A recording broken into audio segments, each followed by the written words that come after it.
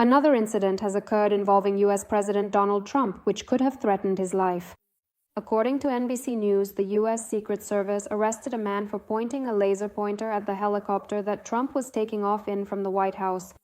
On Saturday, September 20th, a Secret Service officer saw a shirtless man who was talking to himself and shouting loudly. Then he pointed a red laser beam at the officer's face as well as toward the presidential helicopter. According to the Secret Service, the man was aware that this was dangerous for the helicopter and everyone on board. The suspect's behavior posed a risk of flash blindness and disorientation for the pilot. It was also reported that the suspect said he apologizes to Donald Trump.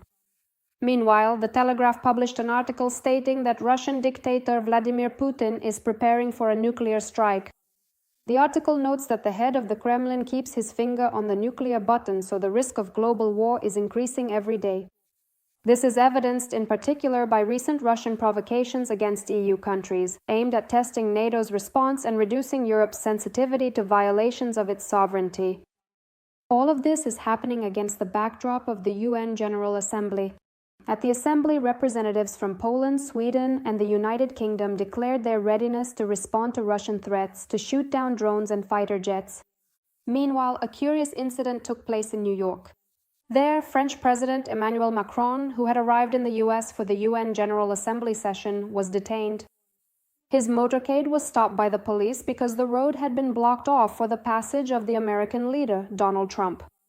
In the footage, you can see a patrol officer apologizing to the French leader,